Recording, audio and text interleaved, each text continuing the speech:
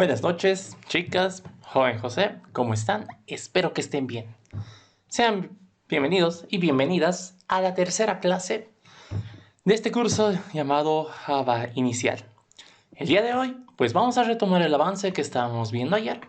Pero antes de iniciar con el avance, quiero preguntarles, bueno, ¿cómo les ha ido con la mini tarea? Que, bueno, no era tan tarea, que era de la instalación de software de el BlueJ. La pregunta es sencilla, ¿no? ¿Tienes el BlueJ y está funcionando? Nada más. Joven José Bryan, iniciamos contigo. Buenas tardes. Buenas Sí, tardes. todo bien. Ya, listo. Gracias. Señorita Enia Campero, Sí, también ya lo instalé. ¿todo bien? ¿Sin problema? Sí, Ya, sí. perfecto. Gracias. Señorita Melissa Fuentes, Sí, todo bien, ya lo instalé. ya, gracias. Perfecto, entonces ya tenemos el buen BlueJ. Entonces ya tenemos el mejor amigo durante estas 3 semanas que nos va a acompañar. Pues bien, dicho eso, entonces empecemos con un par de datos importantes, ¿ya? Para empezar, les recuerdo que las clases son grabadas en el sentido de que toda clase en vivo se graba para que posteriormente ustedes puedan consultarlo. Y aquí era la pregunta del millón, ¿no? O sea, de dónde lo comparten, ¿no ve? Pues por ahora hubo un pequeño detalle, por así decir, que, bueno, con respecto al canal donde tenía que subir, que es el canal que pertenece a Hatun. Así que por ahora no lo he subido. Los videos los tengo grabados, pero no he podido subirlos. Sin embargo, lo voy a hacer hoy provisionalmente desde mi cuenta para que durante el fin de semana puedan verlo. Ya el lunes lo voy a regularizar en términos formales, pero va a estar ahí. Ahora, ¿cómo es esto del video de compartido? Se publica de manera privada en YouTube, de tal manera que solamente las personas invitadas tienen acceso. ¿Recuerdan los correos que me han mandado? Esos correos van a ser invitados. Es decir que en su Gmail les va a llegar una notificación de YouTube, ¿ya? Que te va a decir, este usuario ha compartido un video contigo, ¿quieres ver? Y entonces de esa manera ustedes van a poder ver el video. ¿Listo? Entonces esa va a ser la hermenéutica. Durante el fin de semana, si tienen problemas para ver alguno de estos 3 videos de estas 3 clases, bueno, no es mucho afortunadamente, entonces me van a avisar. ¿Listo? Pero esa va a ser la rutina. Cuando ya lo regularice con el canal oficial, de la misma manera, siempre les va a llegar a su correo al que me han dado una notificación de que alguien ha compartido un video contigo. Entonces, mediante ese enlace que te llegue al correo, tú puedes ver el video. ¿Ya? Entonces, eso, como un pequeño detalle. ¿Listo? Pues luego creo que eventualmente nada más. Sería bueno continuar con nuestro avance. Como les digo, hay que aprovechar el tiempo, así que hagámoslo bien. Para proseguir con nuestro avance, pues tenemos que continuar con lo que teníamos en la unidad 1, pero antes de continuar, rememoremos un poco. Y para eso quiero charlar con ustedes. Empecemos contigo, joven José Bryan. Ayer habíamos iniciado con el tema número 1, con la unidad número 1, y lo primero que vimos eran cosillas con respecto a algoritmos. Personalmente, ¿cómo definirías tú un algoritmo? Algo así como que es como que tienes que seguir algunos pasos para lograr algo, se podría decir. Ya, bien, en términos súper simples, ¿no? Pasos para lograr algo. Un poquito más completo sería decir que secuencia de pasos que tienes que seguir para poder lograr, bueno, sí, ¿no? Es lograr algo, pero ese lograr algo normalmente es hallar una solución a un problema. ¿Listo? Exacto. Entonces, vamos bien. ¿Te acuerdas de eso? Señorita Nia Campero, habíamos visto, además de la parte de qué es un algoritmo, aparte de ver ejemplos, les pregunté cosillas. Había una parte en la que te decían las cosas que debería tener un algoritmo, y eran 4. ¿Te acuerdas cuáles eran? Sí, el primero era ser finito, que tiene que tener un principio y un final. ¿Ya? Después debe ser correcto y ¿Ya? no recuerdo los demás. Ya, no hay lío. Lo tengo en Como duda, les pero dije, ahorita no esos lo tengo. cositas, esos temas, o bueno, esos puntos, se les va a ir quedando a medida que aprendan. Como les dije, el objetivo es aprender, no memorizar. Por eso siempre les voy a decir, en sus palabras defínanme. O sea, no hay lío. ¿Estamos bien? Dijiste, es finito, efectivamente. ¿Por qué? Tiene que tener un final porque te tiene que ofrecer una solución, ¿verdad? Por otra parte, tiene que ser no ambiguo. Recuerden siempre esa palabrita ambigüedad, ¿no ve? Les había dicho que las instrucciones de un algoritmo siempre tienen que ser bastante concisas, bastante entendibles, de tal manera que no dé lugar a libre interpretación. Es decir, que cualquier instrucción de un algoritmo la entienda cualquiera que le esté leyendo o cualquiera que la tenga que ver o ejecutar. ¿Listo? Entonces el segundo punto era eso, el no ser ambiguo. Y ya los últimos dos puntos son correctitud, completitud. ¿Qué son? Pues les dije que particularmente es un concepto un poquito más extenso, pero con que sepan que es correctitud, completitud, uno de los pilares de los algoritmos, soy feliz. Y para terminar, señorita Melissa Fuentes, habíamos visto después de eso que con respecto a esto del mundo de la programación va a haber dos puntos bastante importantes, que eran imaginación y pensamiento. ¿Qué me puedes decir acerca de esos dos puntos que hemos visto ayer? ¿Por qué eran relevantes o qué eran? Bueno, hay que tener imaginación para poder crear soluciones a los problemas ¿Ya? y tener el pensamiento para poder formar unas ideas concretas y o sea, que estén bien estructuradas. Bien, exacto. La imaginación es la semilla. El pensamiento le da formalidad. Perfecto. Me alegra ver que tienen ahí retenido el conocimiento. Como les dije, son cosas que quiero que aprendan. Ya les dije, no lo memoricen. No sean tan memorísticos. Apréndanlo. ¿Cómo sabes que has aprendido algo? Cuando puedes definirlo en tus propias palabras. Me alegra mucho saber que están bien. Pues continuemos. Para eso voy a compartir mi pantalla. Como siempre, avísenme si se ve o si no se ve, porque saben que esto medio raro se pone raro. Aquí está. Ya. Pues estábamos aquí, ¿no? Tururún, ¿dónde estábamos? Completitud, correctitud, imaginación, pensamiento. Pues bien, continuemos con nuestro avance. ¿Qué es lo que tenemos aquí? Pues el análisis de problemas. Es el siguiente punto que tenemos que ver, que en nuestro avance... ¿Cachas? Está medio raro, pero ya, no hay lío. Les decía, este es el siguiente punto que tenemos que ver en nuestro avance, el análisis de problemas. Entonces, vayamos a ver un poco de qué trata, qué es o por qué es el siguiente punto. Para eso, charlemos un poco. Pero antes de eso, denme un segundo. Creo que tenía esto de una manera más bonita aquí. Vamos a ver. Sí, aquí está en formato de imagen. Así es más...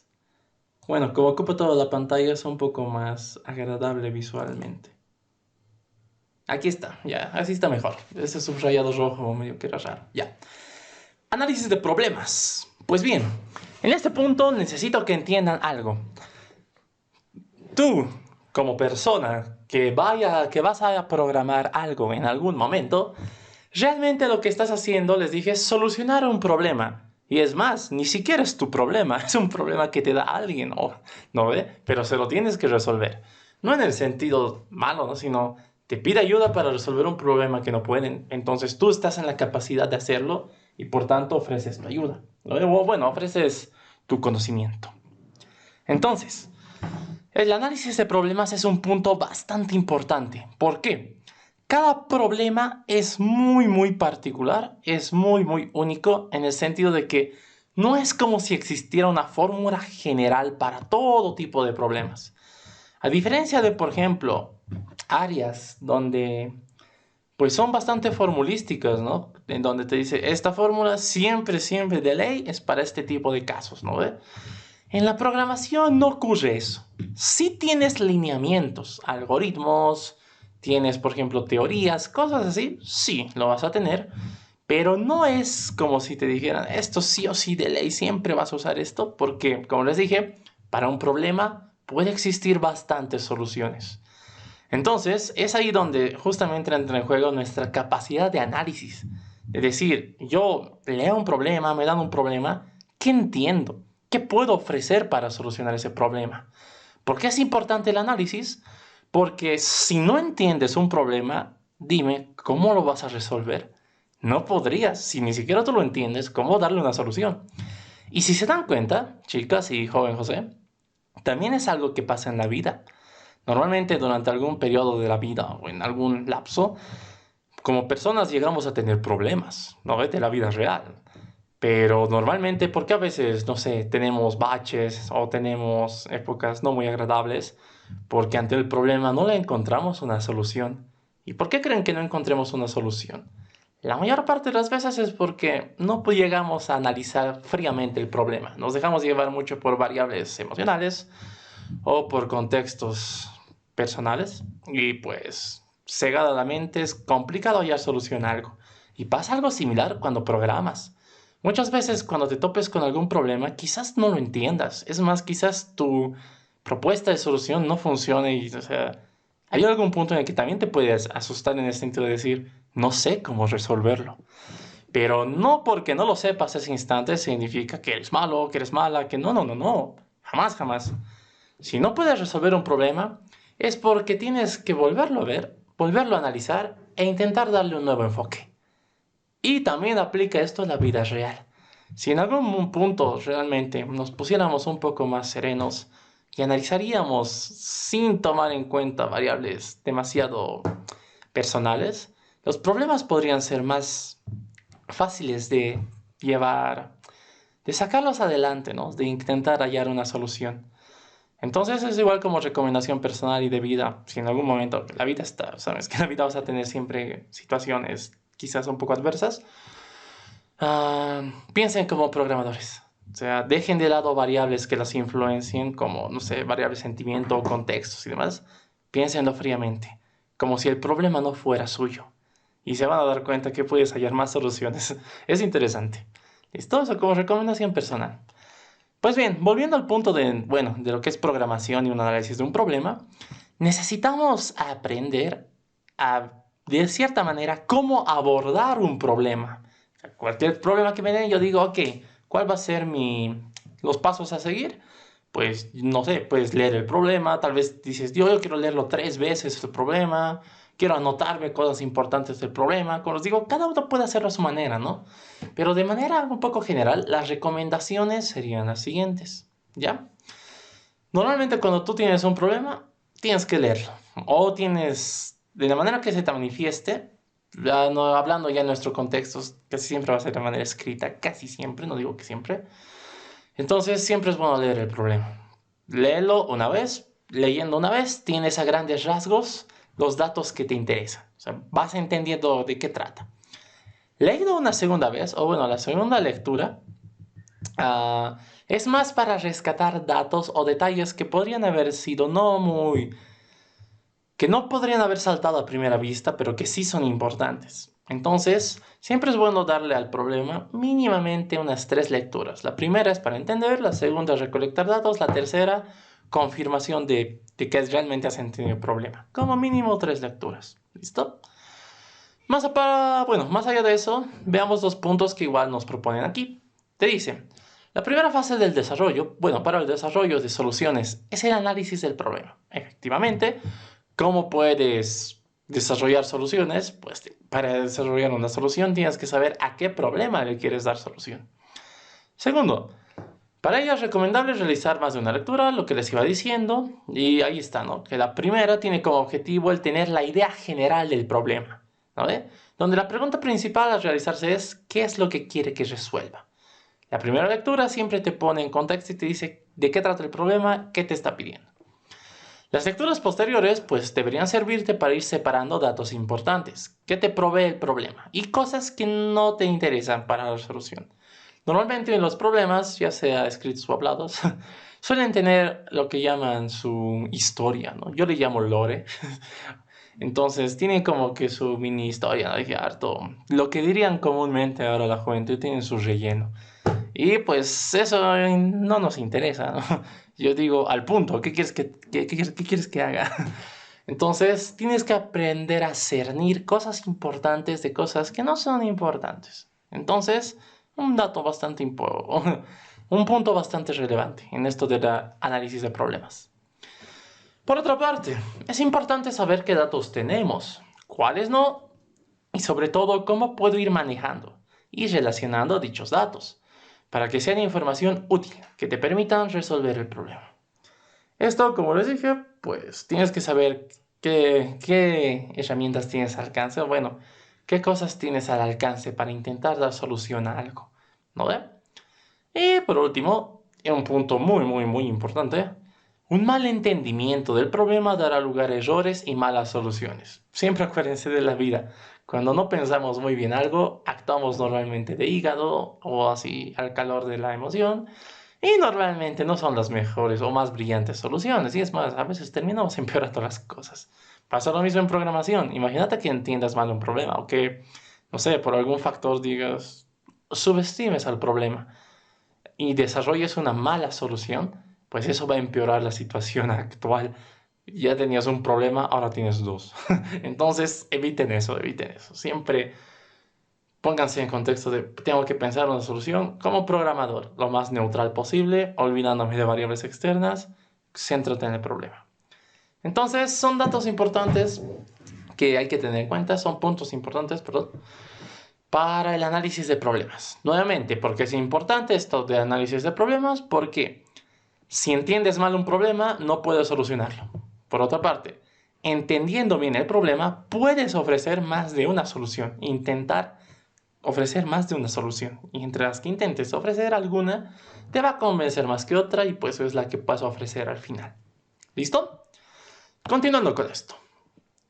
En esto del análisis del problema viene algo interesante que es la estructuración del pensamiento, que también tiene que ver bastante con lo que habíamos ido viendo anteriormente, ¿no? Con esto de la imaginación y pensamiento, pero ahora lo vemos en su manera más formal. ¿A qué nos referimos con estructuración del pensamiento?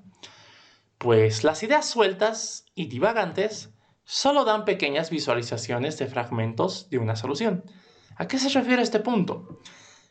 Bueno, básicamente lo que sucede día a día, ¿no? Cuando uno anda viviendo así la vida bien y va imaginando cosas, va visualizando escenarios, siempre uno piensa qué va a hacer a continuación, ¿no? ¿Qué va a hacer durante su día? Pero nunca tienes algo realmente concreto, así con punto y coma, así al pie de la letra, no. Normalmente tienes conceptos, tienes ideas sueltas, ¿no? Tienes ahí pensamientos divagantes. Y lo mismo sucede cuando estás imaginando soluciones a un problema. ¿Por qué? Al entender un problema tú dices, ya más o menos sé de qué va, y entonces ya empiezas ahí a generar una pequeña solución. A medida que vas leyendo más y entendiendo más, pues va aumentando bastante, va aumentando tu comprensión y pues sigues teniendo esas ideas, ¿no? Pero siguen siendo conceptos mentales. Entonces, la estructuración del pensamiento lo que te propone es, ok, todo eso que andas imaginando en tu cabecita, por favor, empezar a formalizar de alguna manera. La más común que nosotros vamos a utilizar es escríbelo. Escríbelo de manera ordenada o intenta darle un orden. ¿Listo? Entonces, esta parte es importante, ¿no? Como les digo, tiene que ver mucho con lo que habíamos visto ayer, de cuando yo imagino algo, está bien, pero para que eso tenga sentido, tengo que usar pensamiento, darle formalidad, estructurarlo. ¿Listo? Entonces, eso con respecto a este punto. ¿Qué más tenemos? Diseño y elaboración de algoritmos. Pues bien, estamos a punto de pasar a una de las partes más importantes, que es justamente el diseño y la elaboración de algoritmos. ¿Listo? Esto lo vamos a ver de manera súper rápida, a grandes rasgos, de manera que vayan entendiendo, ¿no? de qué trata o cómo se elabora normalmente un algoritmo, pero va a ser solamente un pequeño nexo, ya que nosotros, pues, vamos a, más que todo, utilizar esta parte de manera un poco más implícita, en el sentido de que no nos vamos a basar en una formalidad algorítmica. Lo que a mí me va a interesar a lo largo de la resolución de problemas es que nosotros dibujemos nuestras ideas, o sea, estructuremos nuestro pensamiento a nuestra manera, pero tomando siempre en cuenta ciertas reglas. ¿ya? Sin embargo, siempre es importante saber cómo se debería o formalmente representar un algoritmo. ¿Listo? Para este punto, pues ya tenemos que ver nuestra primera práctica. Y sí, tercera clase ya hay práctica, pero claro que sí. Les dije, este tipo de cursos van al punto, vamos a la práctica. Pero como han podido ver, necesitamos un fundamento teórico para antes de entrar a la práctica. Entonces van de la mano, ¿no? Pues bien, hasta este punto y antes de continuar, porque ya es lo último de esta unidad, vuelvo con ustedes. Hasta este punto, quisiera saber, ¿han podido entender lo que hemos visto en esta continuación del avance? Análisis de problemas y estructuración de un pensamiento. Joven José Bryan, ¿qué te pareció a ti? Todo bien, muy entendible. Ya, está bien. ¿Ninguna duda? ¿Ningún comentario cuestionante? Sí, todo está bien. Se ha Ya, entendido muy bien. ya, gracias. Señorita Enia Campero, hasta este punto, estructuración de pensamiento y análisis de problemas, ¿todo bien? ¿O alguna duda, algún comentario? Sí, no hay dudas. Ya, está bien, muchas gracias. Señorita Melissa Fuentes, hasta este punto de análisis de problemas y estructuración de pensamiento, ¿todo bien? Sí, todo entendible. Listo, muchas gracias. Ya saben, cualquier duda, siempre, en cualquier momento, pueden avisar. Pues bien, ahora vamos a pasar a la siguiente parte que ya es nuestra parte práctica, que justamente es esto del diseño y elaboración de algoritmos. ¿Listo? Entonces, vamos a ver dónde está.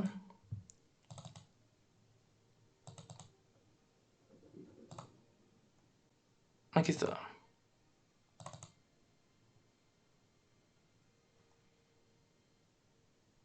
No, ya no, esto es esto. Aquí está. Ya. Pues bien, les presento nuestra querida práctica. Las prácticas, por si acaso, siempre se los voy a pasar al grupo del WhatsApp, ¿ya? O sea, va a ser de dominio público, es para ustedes al final del día. Y pues quiero que lo tengan, ¿listo? Siempre va a estar a su alcance las prácticas que vayamos a tener.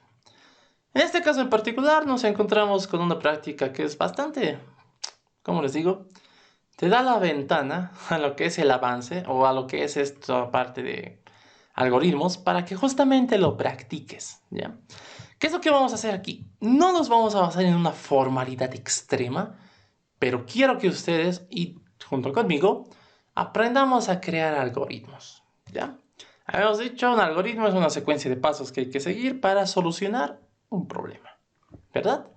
Entonces vayamos viendo un poco cómo podemos hacer eso. Porque ahorita, como ustedes pueden ver, hay problemas, ahí están nuestros problemas, y pues nosotros de alguna manera tenemos que intentar darle una solución, ¿listo? O proponer una solución. Entonces vamos a empezar con nuestro primer ejemplo. Pero antes de eso, denme un segundo.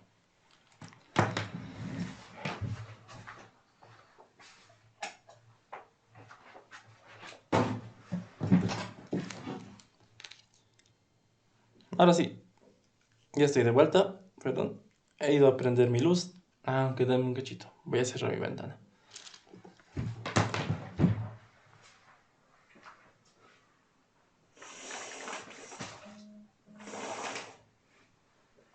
My witnesses.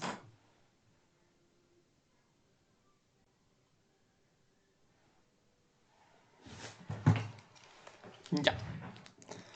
Ahora sí, continuamos, seguimos aquí. Todo está bien, vamos a chequear. Sí, está bien. Del micrófono. Ya. Pues bien, tenemos nuestro primer ejercicio de nuestra primera práctica de algoritmos.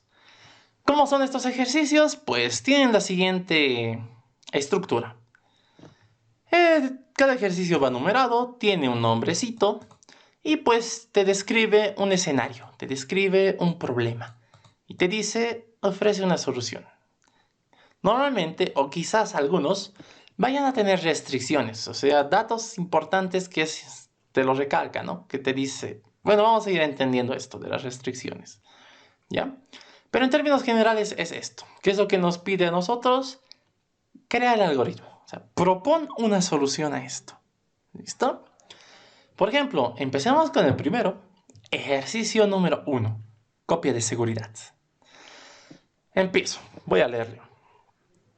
Unicornio Producciones es una empresa que se dedica a la organización de eventos de todo tipo. En esta ocasión, el secretario de turno debe realizar la copia de seguridad de los datos de la empresa. Dichos datos se encuentran en la computadora principal de la empresa. Para realizar la copia de seguridad, solo se cuenta con CDs en blanco, de 700 megabytes de capacidad cada uno.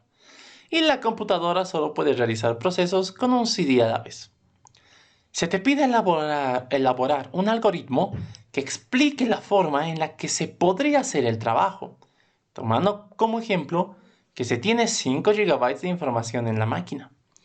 Adicionalmente responda cuántos CDs deberían usar para completar la copia de seguridad.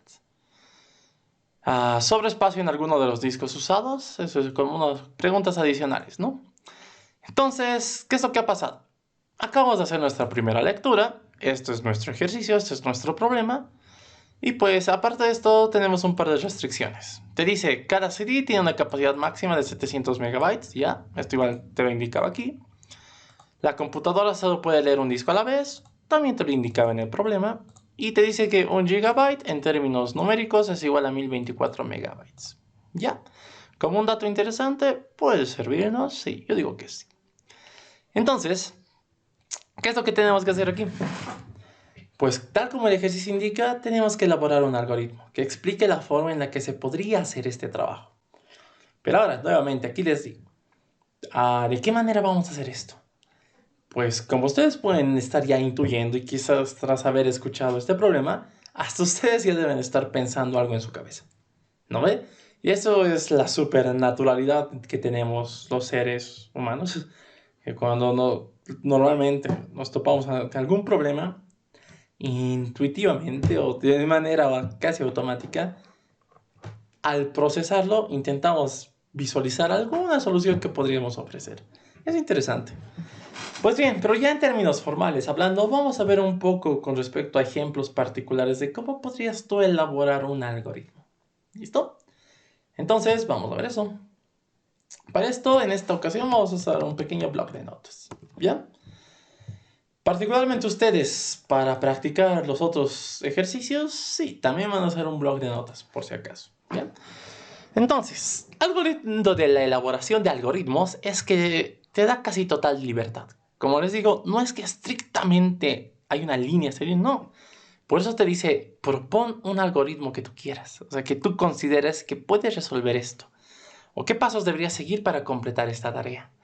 Entonces, eso es algo lindo. Y de hecho, como les decía, igual es algo lindo cuando programas, porque dependes exclusivamente de ti y de tu conocimiento. Y, bueno, también de tu imaginación, ¿no?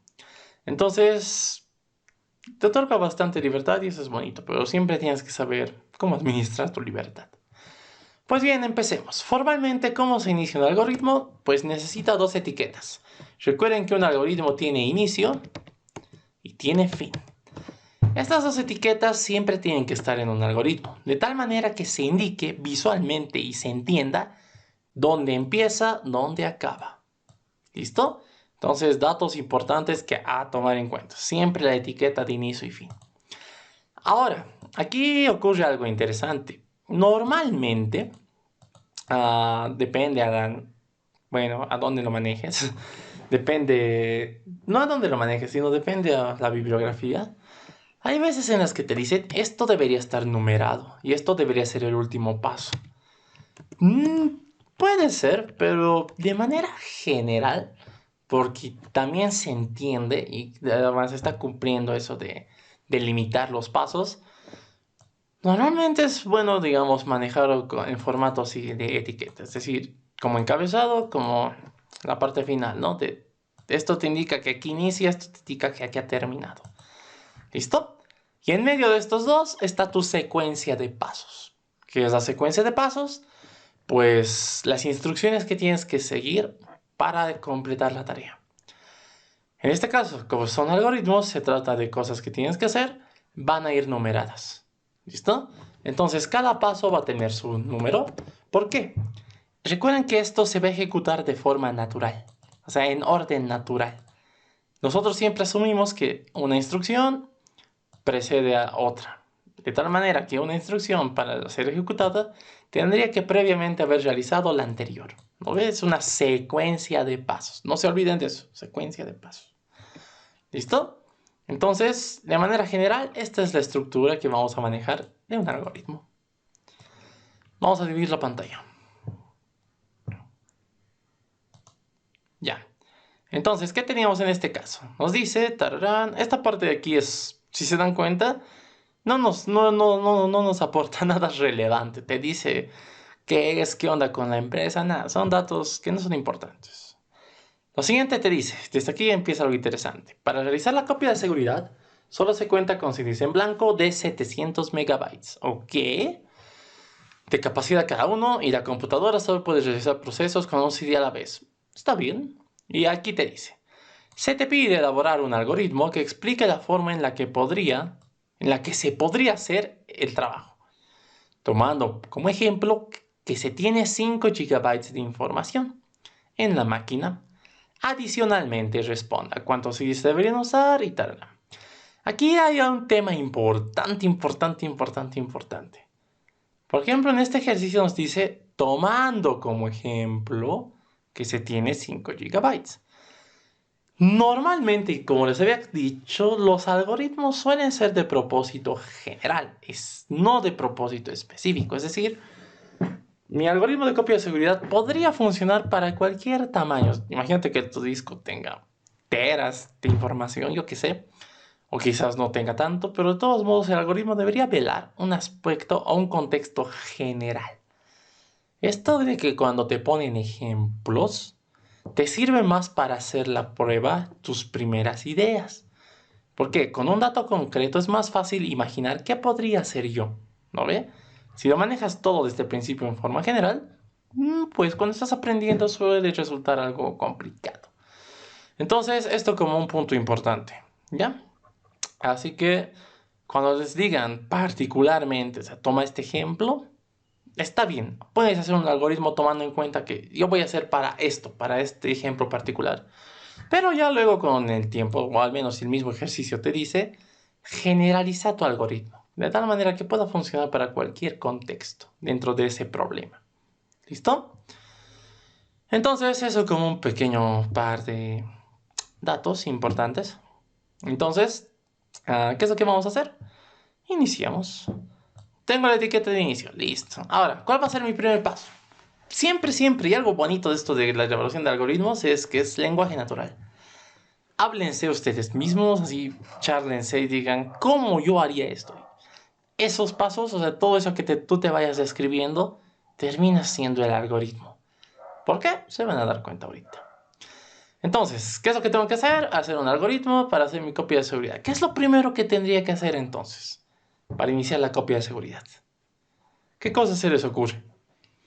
Por ejemplo, yo podría decir, pues bien, a ver, yo podría hacer lo siguiente. Como sé que hay información en la máquina, alguna cantidad de información, pero sé que mis discos de mí se manejan en términos de megabytes, sería bueno normalizar la unidad, es decir, manejemos la misma unidad. Entonces, como primer paso, yo podría ponerme esa tarea. Transformar el tamaño o la unidad de medida de la información del disco a megabytes. ¿Por qué? De esa manera voy a estar trabajando en la misma unidad y eso me va a facilitar el siguiente paso, que va a ser estimar más o menos cuántos discos tendría que usar. Puede ser una idea, porque mire, si tú ya sabes cuántos megabytes ocupa algo, o sea, ya en términos de megas, pues haces una división, ¿no? Si un disco es 700, digamos, ¿no? En esos 5 gigas, 5000 megabytes, ¿cuántos discos podría ser? Y con una división ya estás hecho, ¿no ve? Entonces, es una alternativa de solución. Por otra parte, tú podrías decir, a ver, manejémonos en términos mega generales. Tú podrías decir, ok, saca un disco en blanco. ¿Ya? Pone el disco en blanco a la máquina. ¿Ya? Entonces así podrías ir describiendo. Copia un bloque de información de 700 megabytes al disco. Listo. Y ahí pones, ¿no? Si aún queda información, repetir esto. Entonces, como se pueden dar cuenta, existen maneras de plantear solución al mismo problema. Si se dan cuenta, cada una puede ser más o menos específica según cómo se vaya describiendo. ¿No ve? Y eso es un punto bastante importante. Es lo que les decía. Y al momento de solucionar problemas, lo que igual les quiero recomendar. Quizás a futuro, en algunos problemas que ustedes vayan a tener, recurran a lo que normalmente denominamos tutoriales. ¿Los tutoriales son interesantes? Sí, porque te enseñan cosas. Sin embargo, no crean que es la única manera de hacer algo. O sea, no digan que así tengo que aprender y así va a ser toda la vida. No. Como les dije, existen maneras.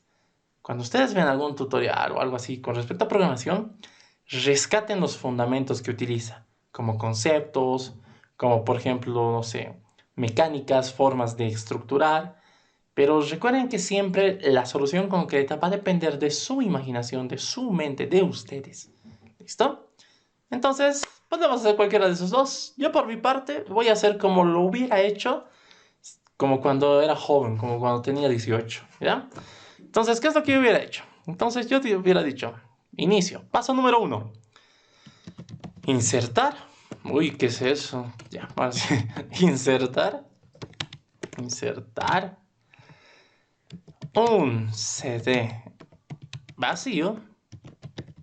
Podrías poner en blanco también, ¿no? ¿Se entiende la idea? Bueno, creo que es en blanco. Hay que utilizar el término en blanco, ¿no?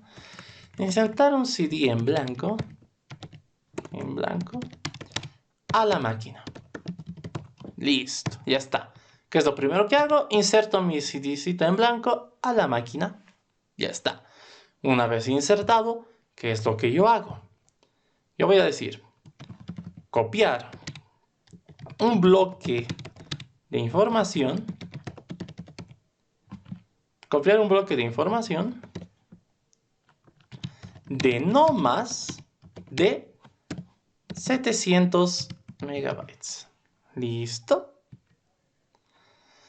Copiar un bloque de información de no más de 700 megabytes al CD en blanco, al CD insertado.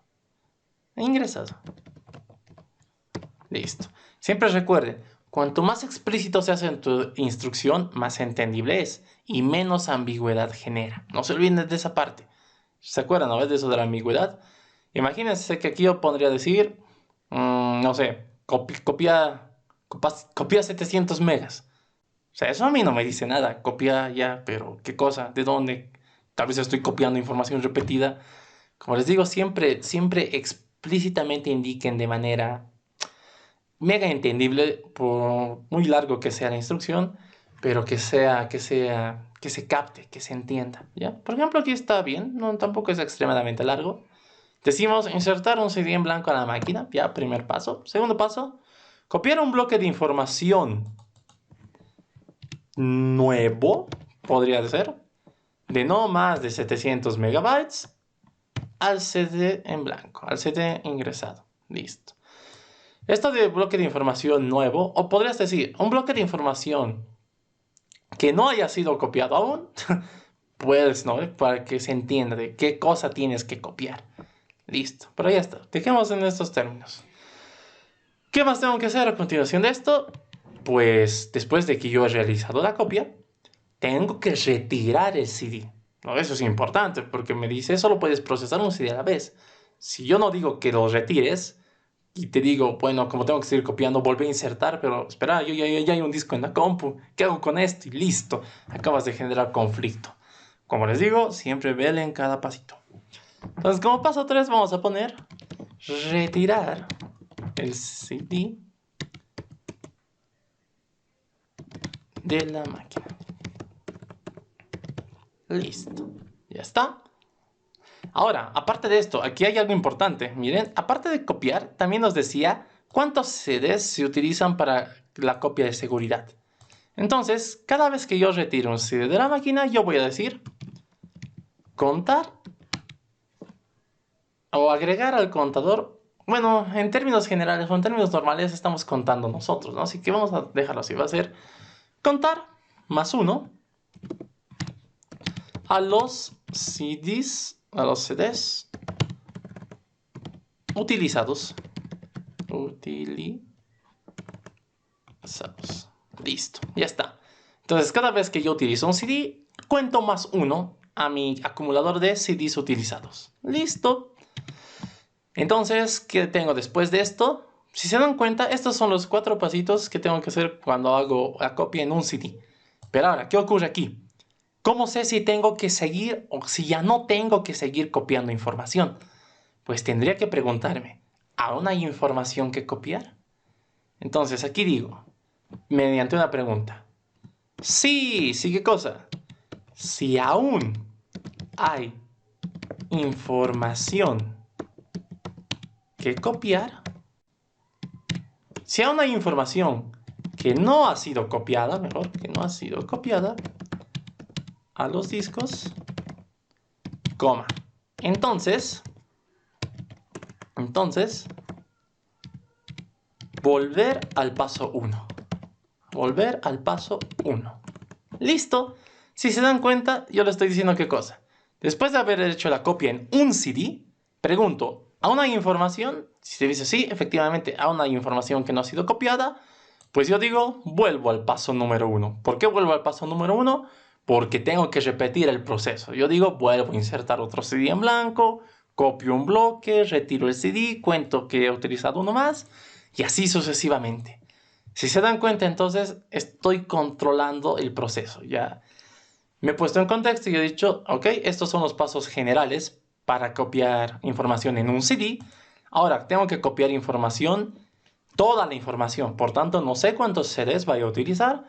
Así que siempre tengo que preguntar, después de haber hecho la copia en uno, si aún hay información que no ha sido copiada. ¿Por qué?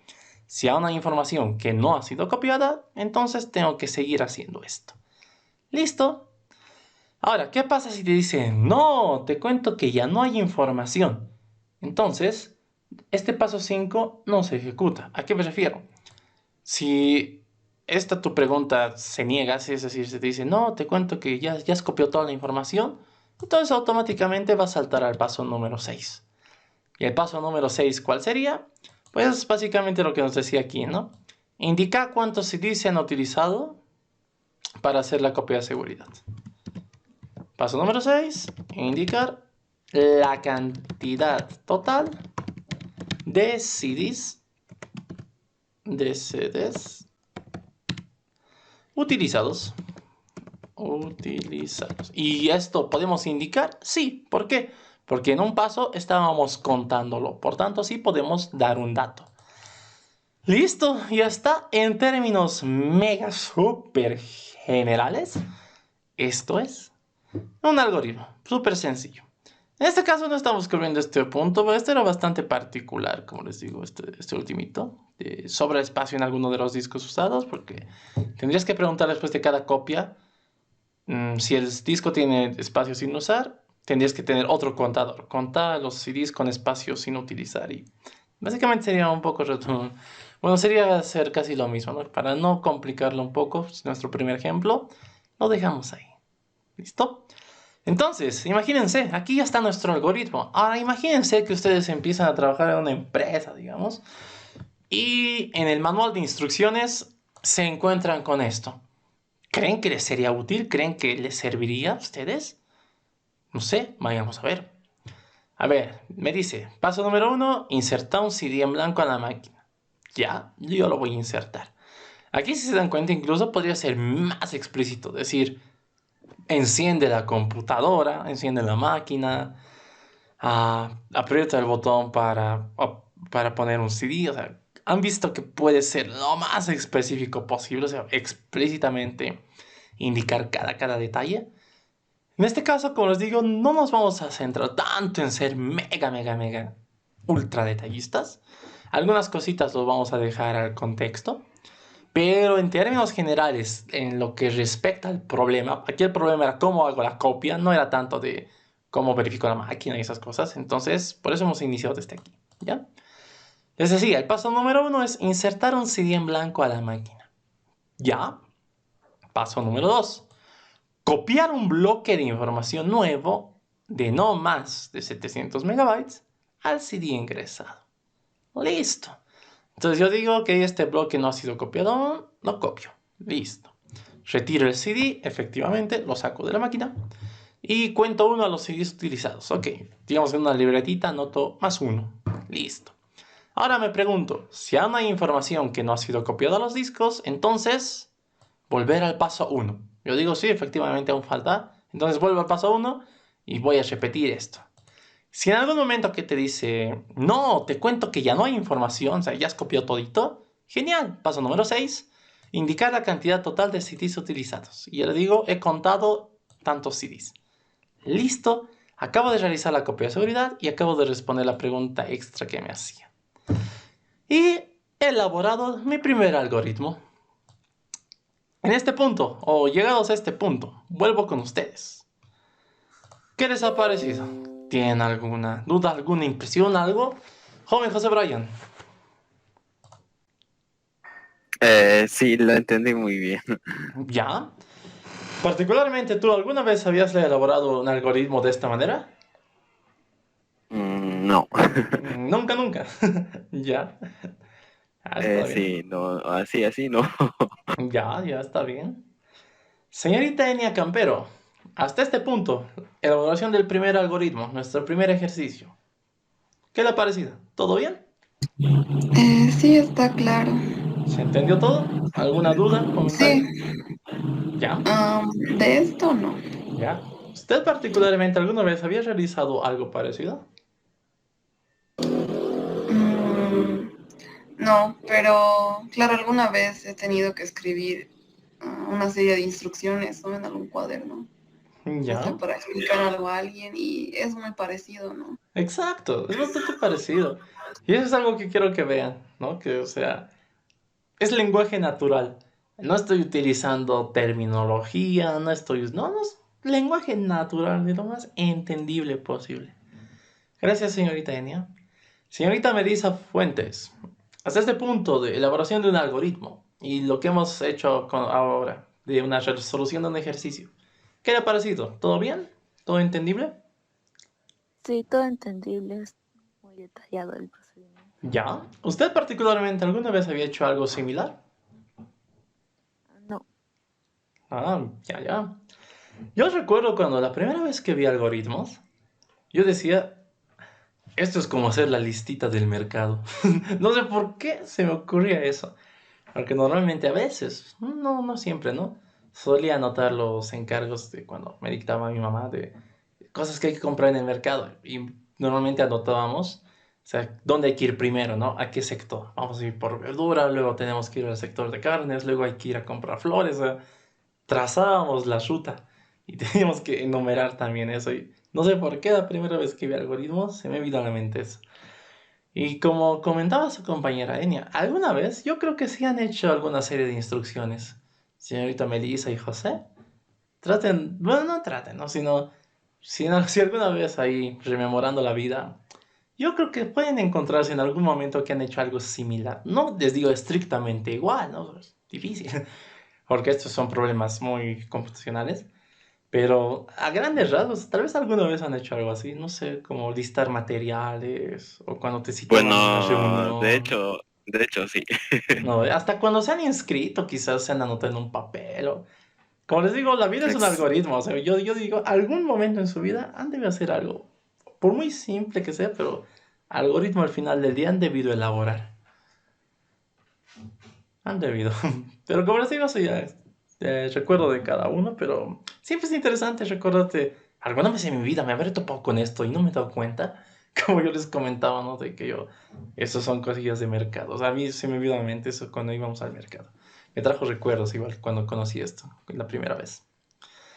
Pues bien, hasta este punto, como han podido observar, ya hemos terminado nuestra unidad número 1.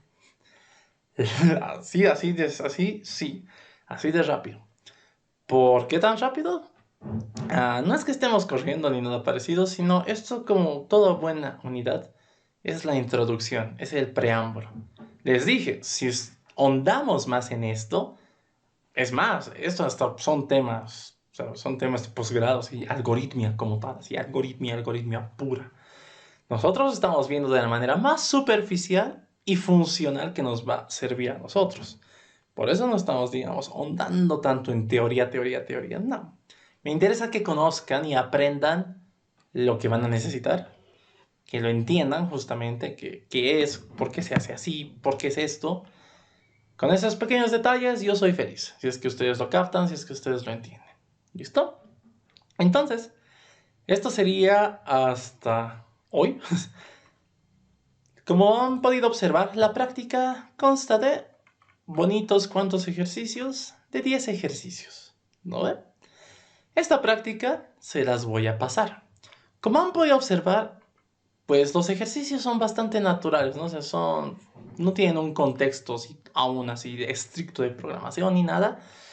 Y va a ser su primera práctica, va a ser su primer encuentro de ustedes con su propia mente.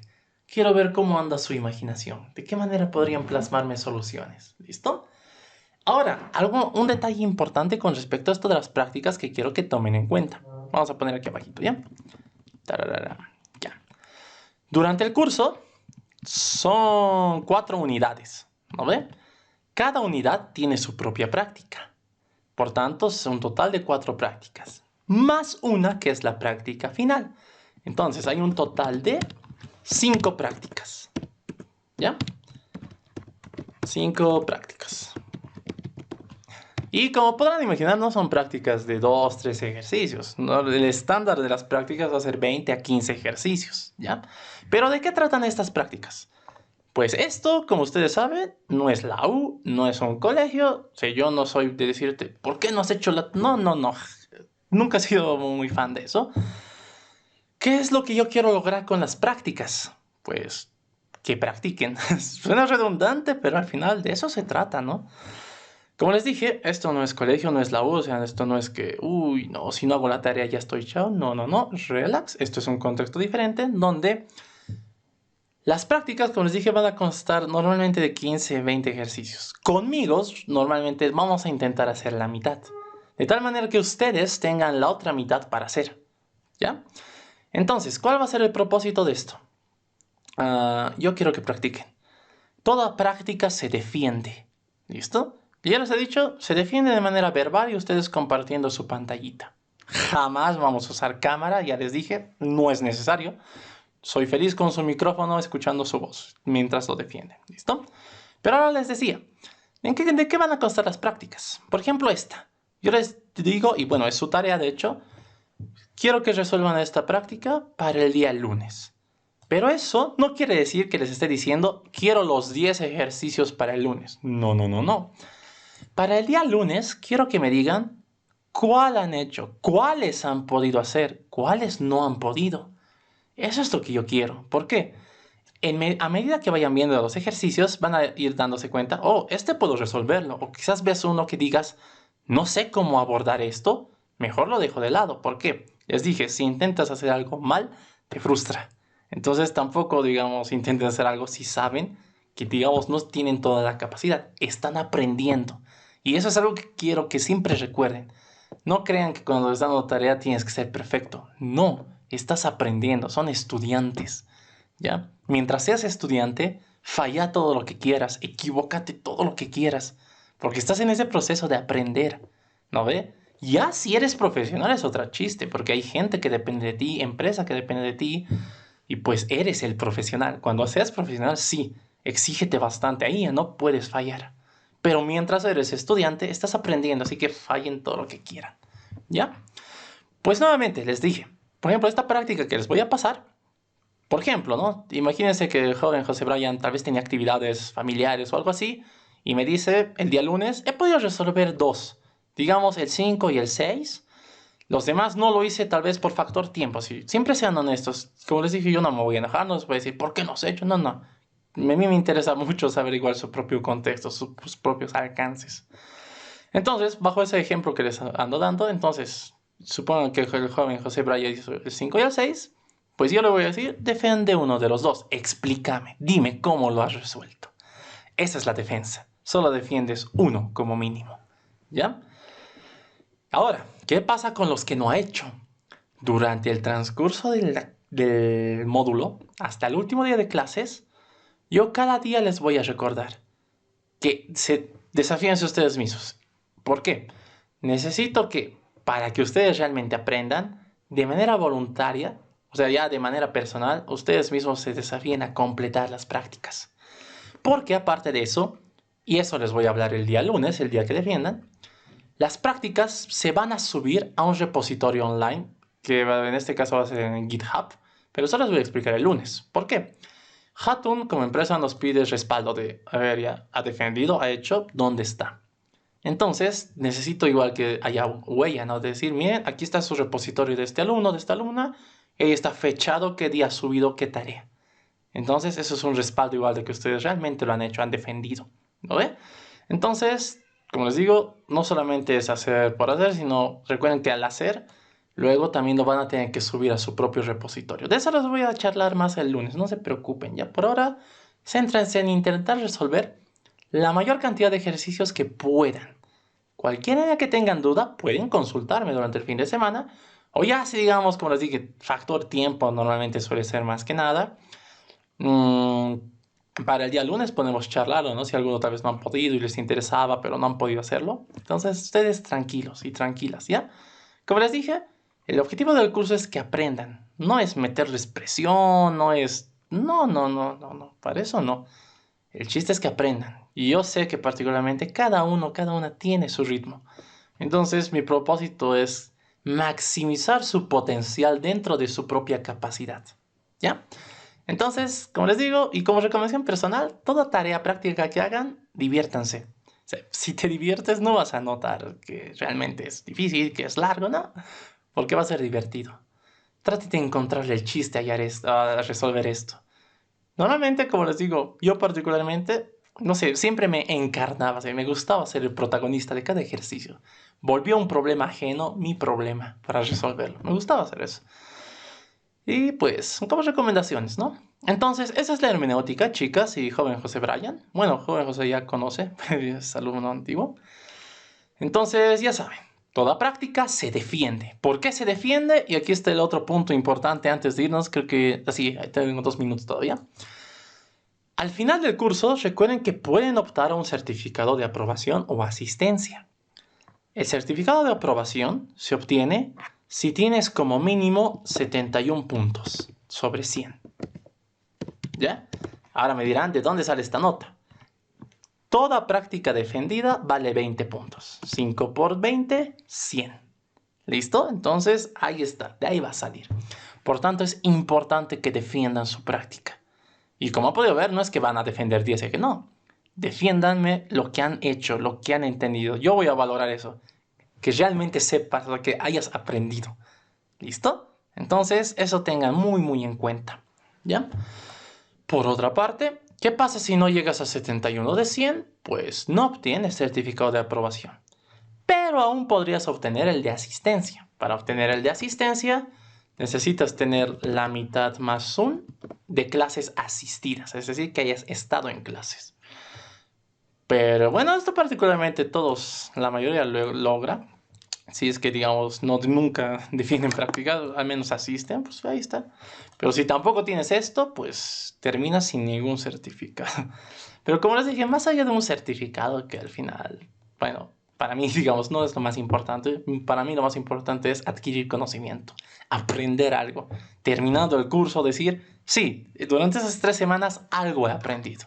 Con eso se van a sentir satisfechas, porque habrían invertido el tiempo. Y eso es muy bueno. Recuerden que no es lo mismo invertir que gastar, ¿no ve? Entonces, esos pequeños detalles. ¿Listo? Tómenlo en cuenta, no se olviden eso. Y pues nada más. Con esto yo terminaría. Esta práctica se los voy a pasar terminando en este momento la clase. Ya lo van a poder ver, ya pueden resolver, pueden ir jugando con esto. Y mi sugerencia es, háganlo ustedes. O sea, explayen su imaginación. Diviértanse. ¿Listo? Entonces, eso sería hasta el día de hoy. Con respecto a los videos, les voy a avisar el momento en el que ya lo haya subido y haya compartido. Para que ustedes me confirmen que sí puedo acceder, puedo ver el video, o si es que hubiera algún problema. Ya, espero subirlos durante la madrugada, así que mañana en la mañana les voy a mandar, yo creo, el mensaje. ¿Listo? Nada más, chicas, joven José Brian, eso sería todo por la clase de hoy. Termino la grabación.